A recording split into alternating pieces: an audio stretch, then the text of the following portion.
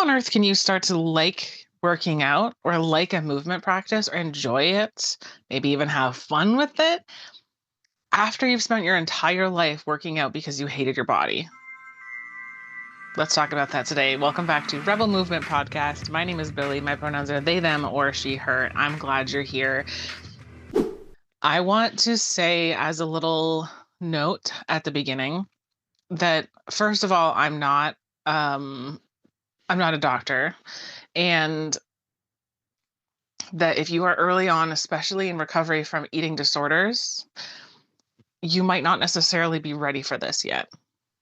Like, movement can be fun, yes, and there's a very real possibility that we need to take a rest from movement altogether at different stages of healing from eating disorders and healing from diet culture. So I do just want to say that there is no pressure behind any of these words to I'm not here to pressure you into moving or make you feel bad for not moving. That's a very real, fully understandable, and valid step in recovery sometimes. And sometimes we need a break because our life is super chaotic and we don't have time to do all the things at the same time. So just as a little underline, if this doesn't feel helpful for you, if it doesn't feel like the right time, that's okay. Okay? I'm just giving you permission to not move your body. Okay? Even if it's fun, you don't have to do that right now. Cool? Cool. There's, I think, a couple of layers to this topic of starting to enjoy working out. And I think that it's very interesting because it depends on where you're at in terms of healing from diet culture. As you know, if you're here, diet culture is an oppressive system that has told us our whole life that we need to be losing weight or in smaller bodies. And it's also told us that smaller bodies have more value than bigger bodies. It's behind a lot of the motivation for why we've worked out for most of our lives. In most cases, we worked out because we should, in quotes, work out or to earn food or whatever. So after you've spent a lifetime with this rocky, toxic relationship with movement, sometimes it can be really impossible feeling to find out, like, how on earth can it be fun. So I'm going to give you a couple of ideas, and we're going to go a little bit into depth based on where you're at in terms of your healing from diet culture. The first thing that I think is the most fun is if there's what kind of movement did you do as a kid, if you did any? And I don't just mean like dance class, which is, cool, that's an option, but I mean the things that you had, like when you were playing. Did you go out and do hopscotch? Did you like to go for walks? Did you do skipping, or like that? Was it called skip bow? Did any of you have that where it's like a little loop around your ankle and then you twirl it around and you jump your other foot over it? I would love to know if you did. I've actually found one recently at a store nearby and got one. It's not like the name brand. Anyway, what did you do as a kid for movement to have fun? And is there a way that you can bring that in now? If it's something like the Skippo, I don't know if any of you were in Canada, but I found a thing at Canadian Tire that was very much like it. You could probably get similar things in other places, just in case any of you were like, oh, I totally forgot about that. I want to try that again. What did you do for fun that involved any kind of movement? And maybe it's like playing tag with your kids. Maybe that's fun. Or maybe it's, I don't know, swimming. And did any of you ever try to do like handstands or like shapes in the water or backflips or whatever? Like, what kind of stuff did you do for movement to play as a kid? Is there a way that you can incorporate that now? And sometimes it could be things that you took a class you really liked. And I know that finances can get in the way sometimes. So you might check. YouTube has lots of like free dance classes or whatever else, which leads me to my second piece of advice here is is there something that you've always wanted to try? I've always wanted to try tap dancing.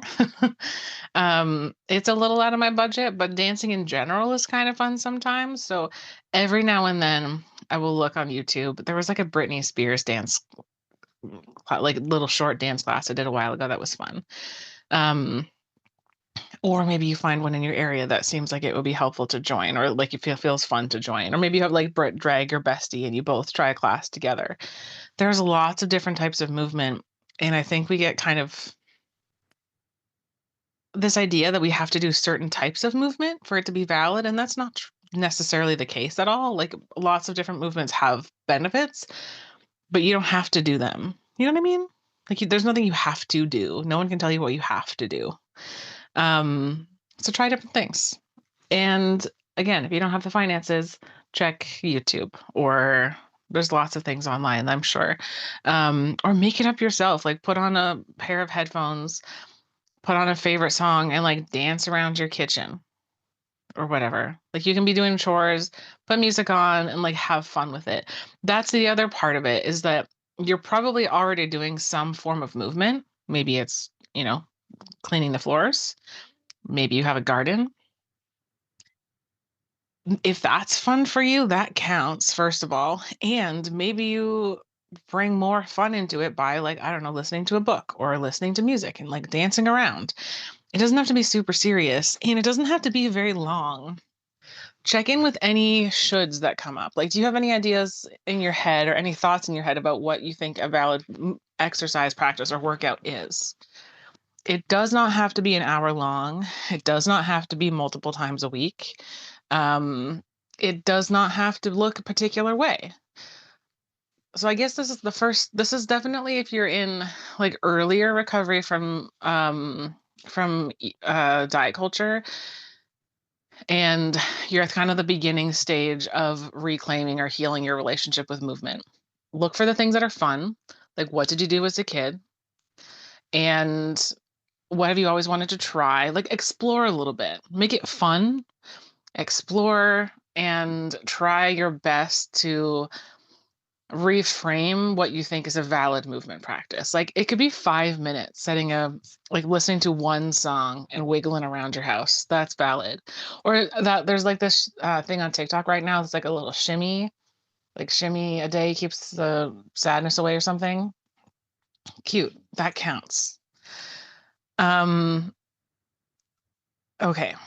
The other thing you can do, this is a little bit more if you're kind of, let's see. You know what? We're just going to leave it open and we'll talk about the details again in a second. Something you can do is reframe how you're moving.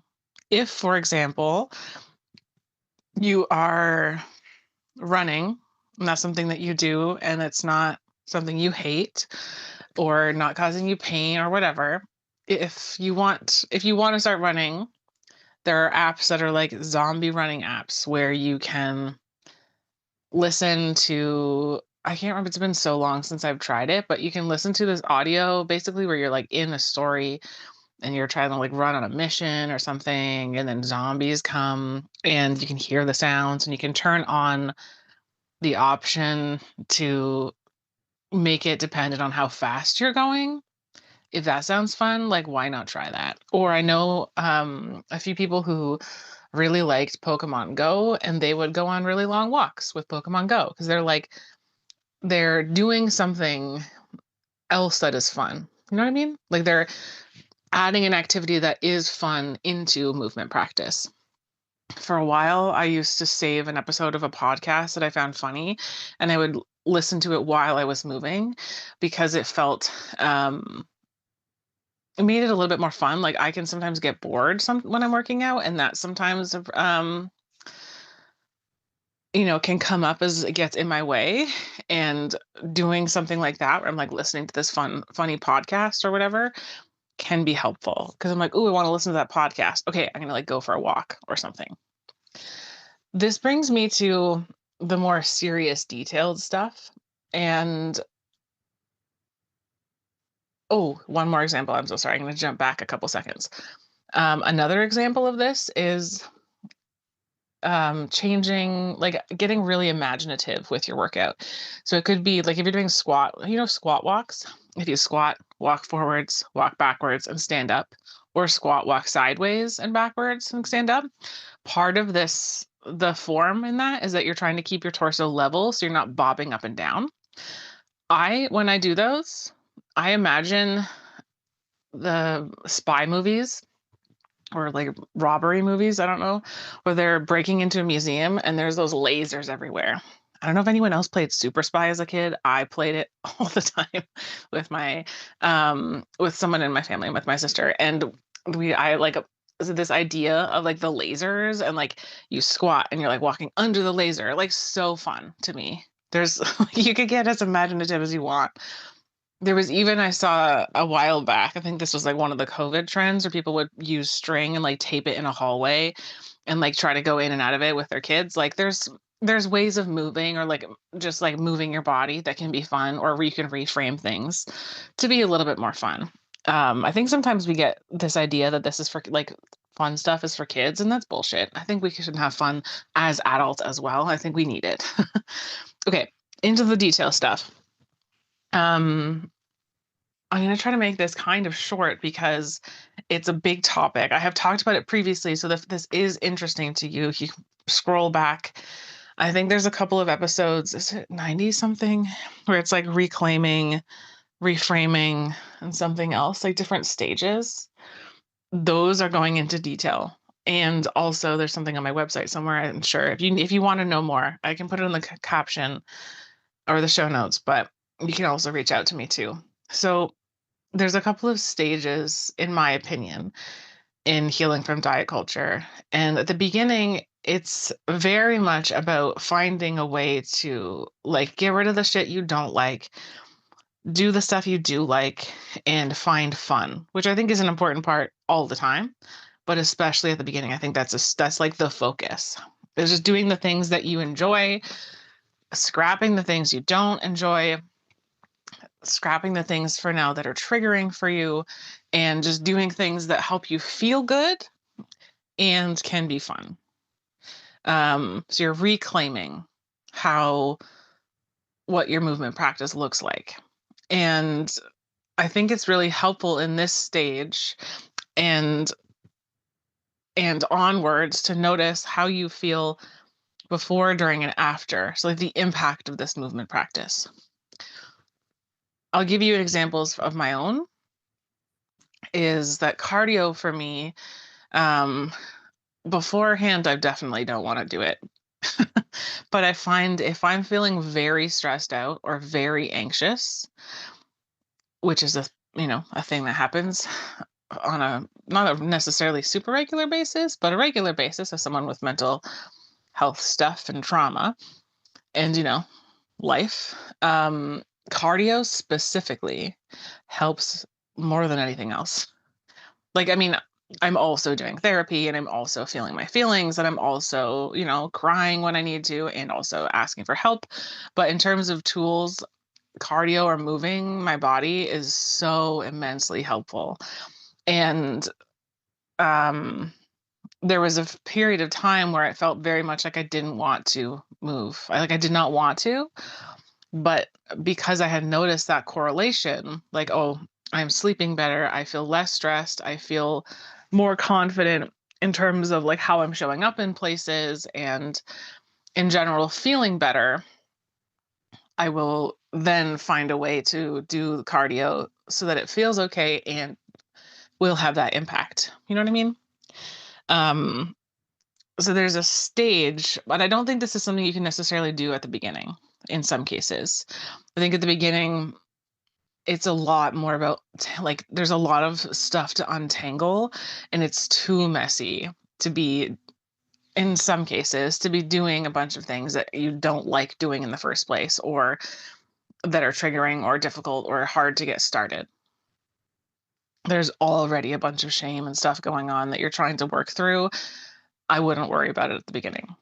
I've been on this path of reclaiming my movement practice for a number of years and more recently have added in a layer of how do I want my body to feel and what can I do to help with that? So one of them for me is less stressed.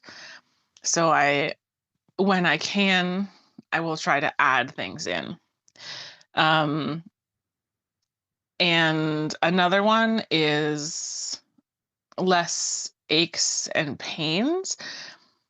And feel stronger. And one of the ways that I like to do that is weightlifting. And, there's other things I do. Like I do yoga, obviously, and I do Pilates sometimes, and I like play around a lot.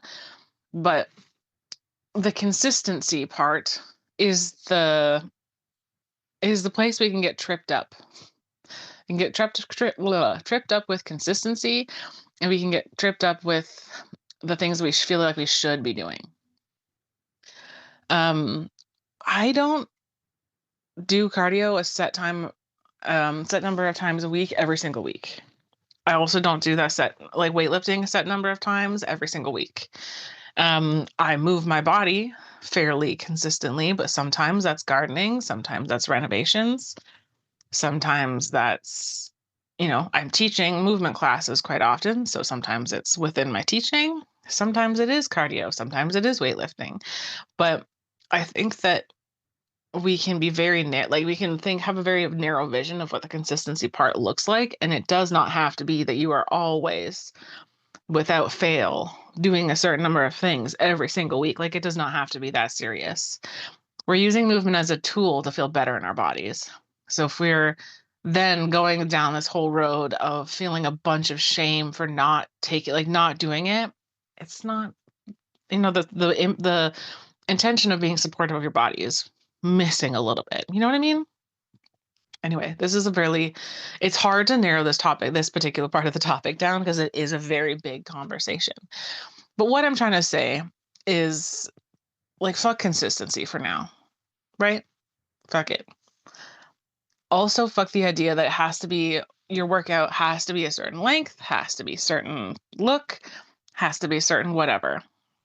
If you're at a point in your life where you're like, okay, I want to move my body a little bit, I don't really know how to start, and I don't, I've had a complicated history with it. How can you find fun in movement? Like, try different classes. Maybe you try a Pilates class. Maybe then you try a yoga class or a dance class. You try a couple of YouTube things. Maybe you put on headphones and wiggle around. Awesome. Notice how you feel after your practice. Like, not immediately after necessarily. Like, how do you sleep? What's your energy level like? What's your mood like? Notice those things and notice patterns. If you go to do this dance class and then you're noticing, like, oh, every time I'm feeling like a little bit happier, a little bit more energetic. Awesome. That's your motivation, right? That's the thing you're going to remind yourself, hopefully, that you're like, oh, if you're having a hard day, you know what always makes me feel a little bit better is this dance class. Every time I do this dance class, I'm happier after. Awesome.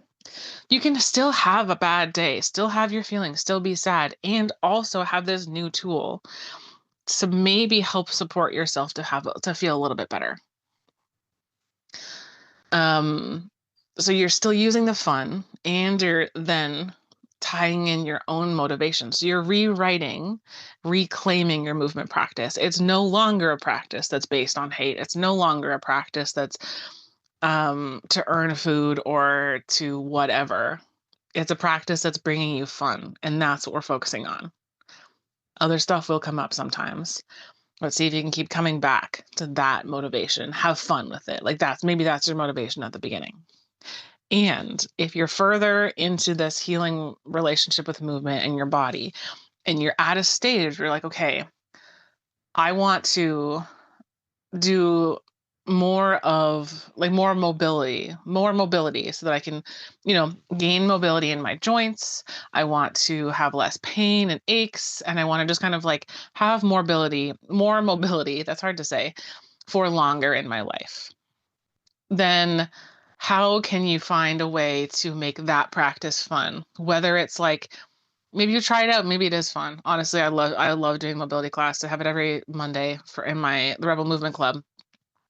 But maybe you're like, oh, it's hard for me. Maybe you then like find a fun playlist and you put that alongside the class. Or maybe you listen to an audiobook and you make up your own, like you do your own thing. Or maybe you get super imaginative about what you're doing. You're like avoiding lasers. Or maybe you change your motivation and you can get creative with that too. Like I love, feeling less stressed and stuff, but I'm not going to lie to you. There was a period of time in my healing my relationship with movement where my roommate and I were really into zombie movies. I think was it zombie movies? I don't know. We had watched a zombie movie, maybe it was. And then we talked about like how a fun motivation for movement, it was not a conversation like this, but would be to like be like zombie apocalypse preparedness. Like, do I actually believe a zombie apocalypse is going to happen? Mostly no. But um the like idea of being prepared to survive longer in a zombie movie was kind of fun for me at the time. Um and maybe it's like to kick your enemy's ass, or it's like to kick diet culture's ass, or like to be able to next time you and your kid are having a race, like you're gonna beat them. You're gonna win this race.